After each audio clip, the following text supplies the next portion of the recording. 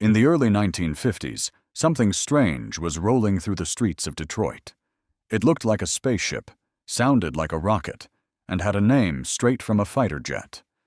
People didn't know whether to salute it or ask for a ride.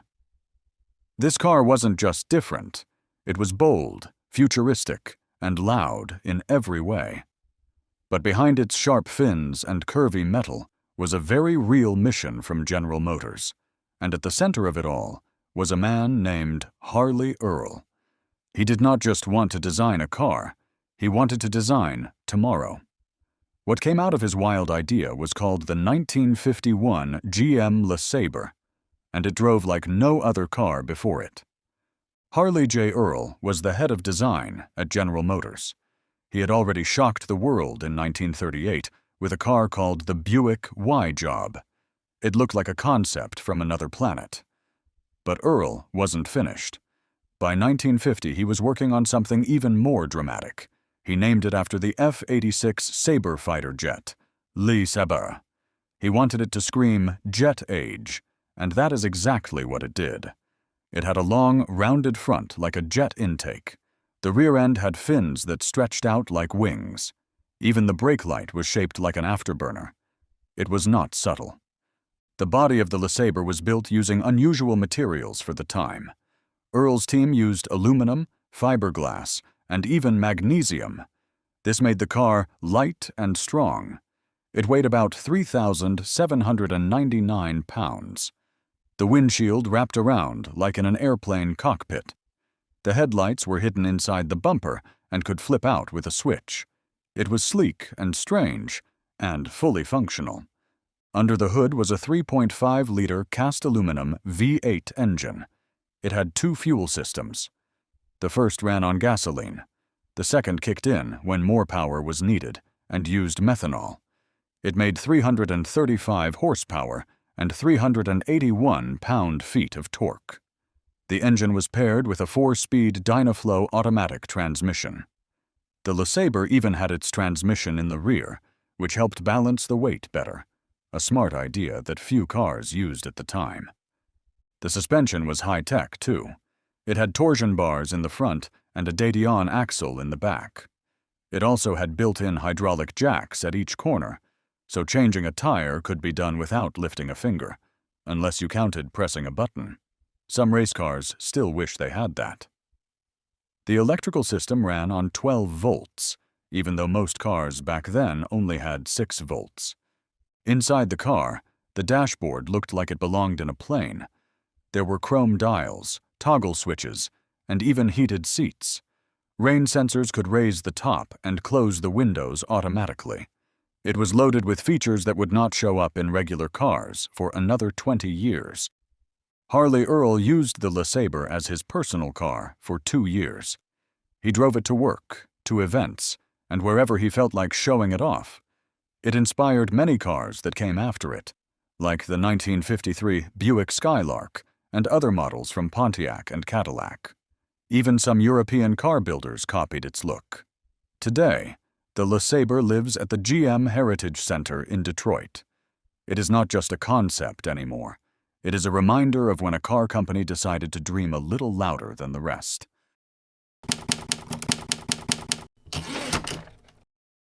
There was a car built in the late 1970s that looked like it came from another planet.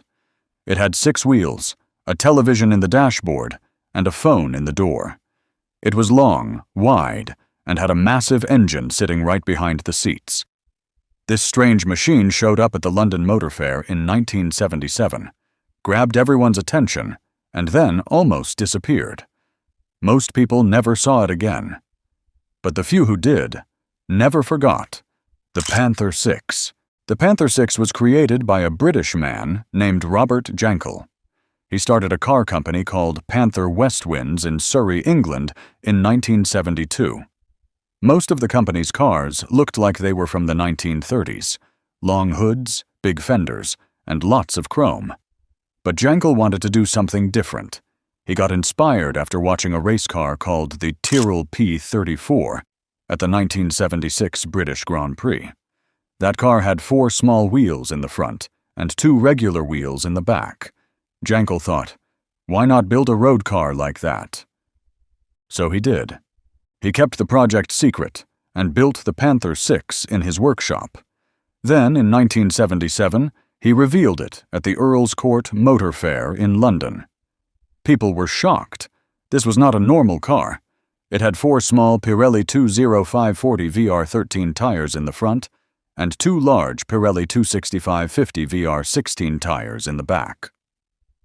The car was about 16 feet long, 6.6 feet wide, and 4 feet tall.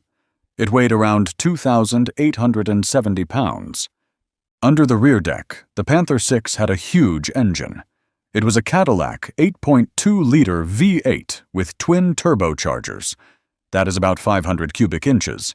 It made around 600 horsepower and 600 pound-feet of torque. The engine was connected to a 3-speed automatic transmission.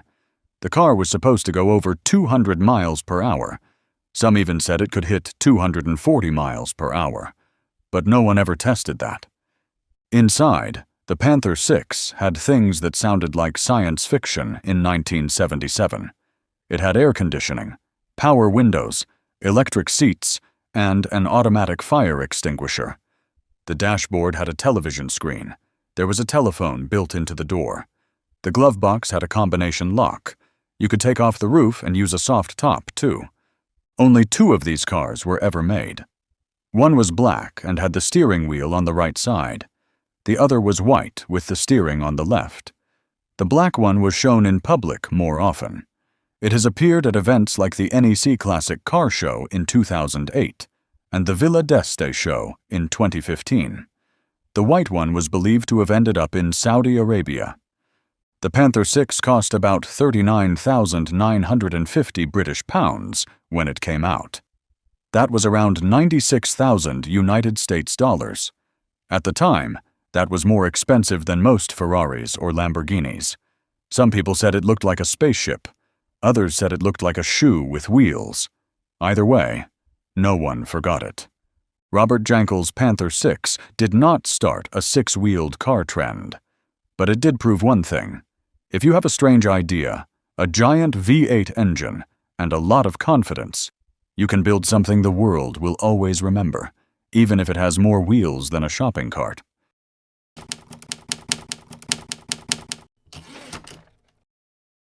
In 1980, at the Paris Motor Show, something odd appeared under the bright lights.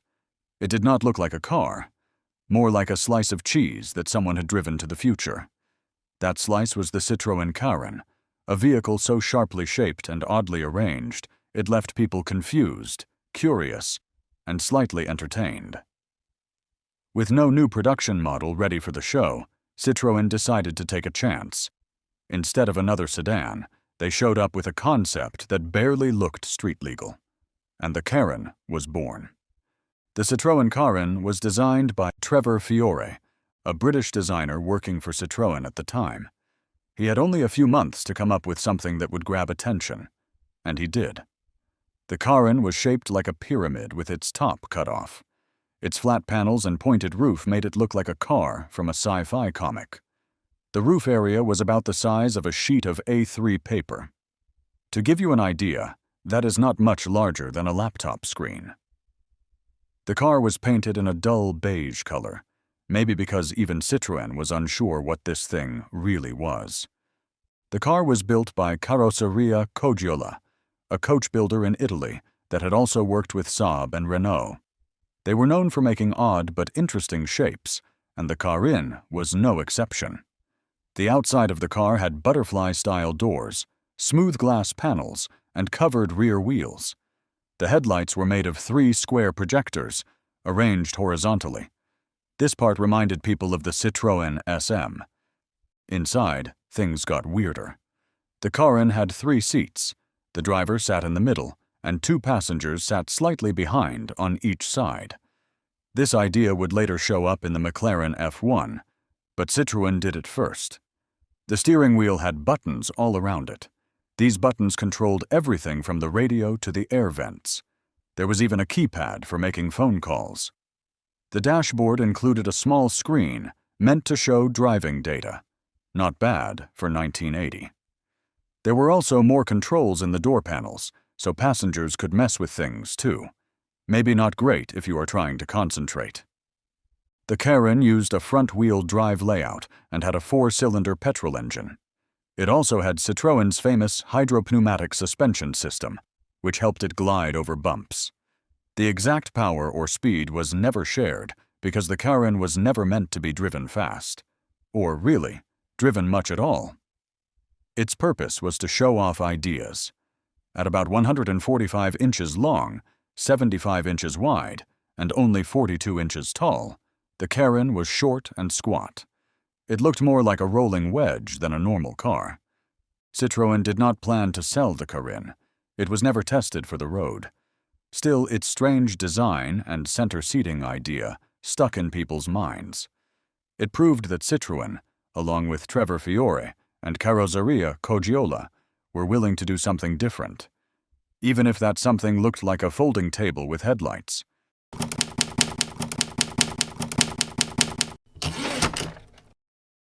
In 1950, a car appeared on the American roads that did not quite fit in.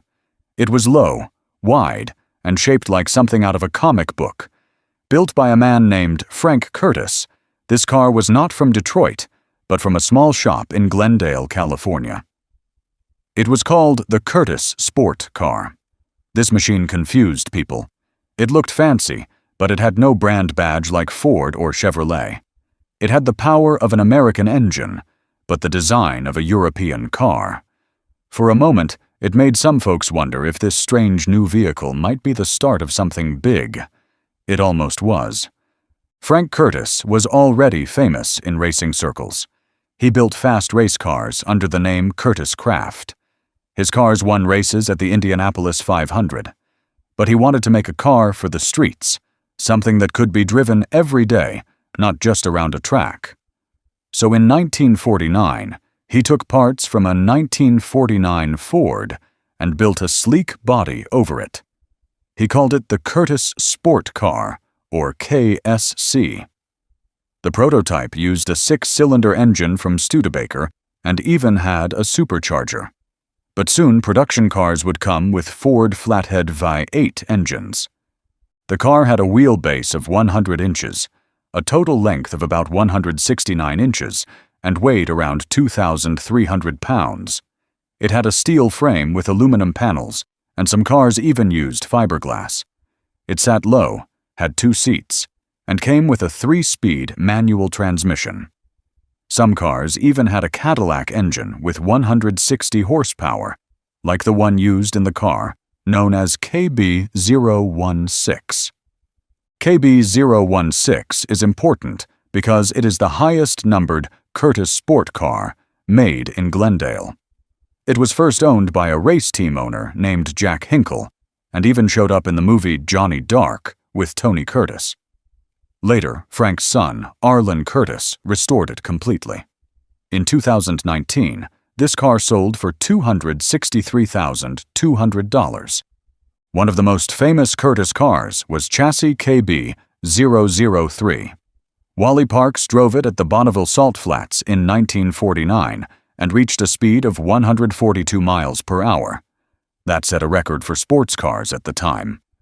This speed run helped show that the Curtis Sport Car was not just pretty, it was fast. The car made it to the cover of the very first Motor Trend magazine in September 1949. Still, the car was expensive. A fully built one could cost over $5,000. That was more than a Jaguar XK120 at the time, so not many were sold. Some say only 16 complete cars were made. Others say up to 36, including kits. Then came Earl "Madman" Muntz. He bought the rights to the car from Curtis, probably paying between $75,000 and $200,000. Muntz turned the Curtis Sport Car into the Muntz Jet. He stretched the body by about 13 inches, added back seats, and swapped in a Cadillac or Lincoln V8 engine. He made close to 200 of them, but lost money on every car. Even though it did not start a new car brand, the Curtis Sport Car is now remembered as one of the first real American sports cars.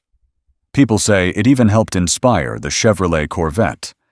Today, Collectors pay big money to own one. And if you ever see one in person, just remember, it came from a small shop in Glendale, not a giant factory. And it came from the mind of a man who used to build race cars for Indianapolis, not family sedans for suburbs.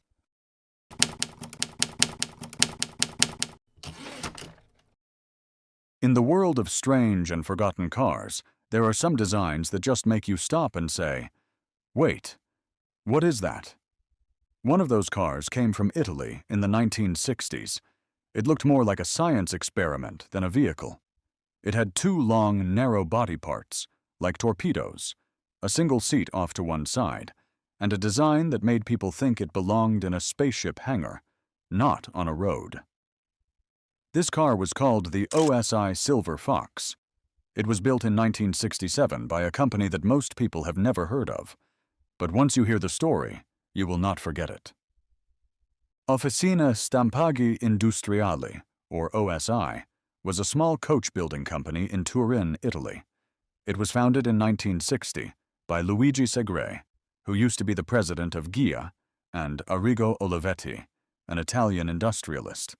OSI built custom cars based on bigger manufacturers' designs, like the Ford 20 MTS Coupe and the Ford Anglia Torino.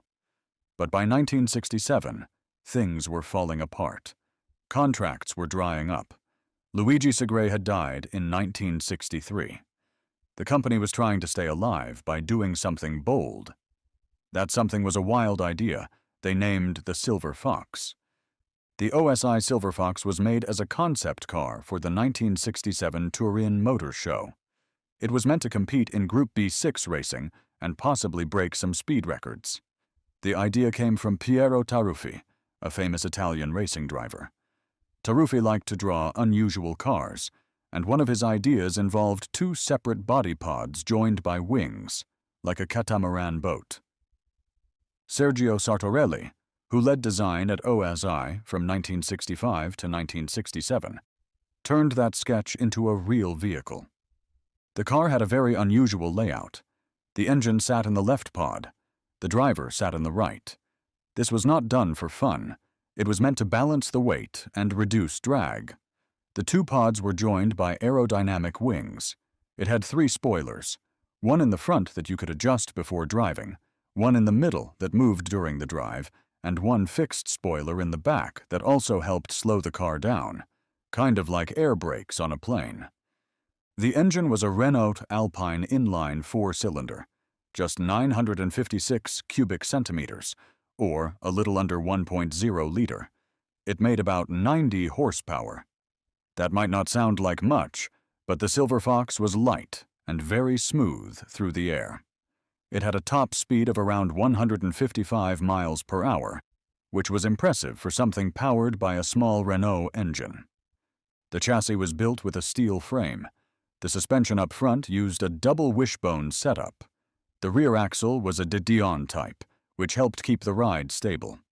There was only one unit ever made. OSI never got to race it. The company shut down in 1968, and the Silver Fox went into storage. Years later, the car showed up at the 1997 Retromobile Show, and then again at the 2013 Goodwood Festival of Speed. Today, it is owned by a French racing fan named Paul-Émile Bessade. He has taken good care of it. Even though it never raced, the OSI Silver Fox still makes people scratch their heads. It looked like something that escaped from a wind tunnel. With just 90 horsepower and one seat shoved into the right side, it is not your average sports car. But sometimes weird works. Just ask the guy who tried to explain to customs why his car has 2 noses and no trunk.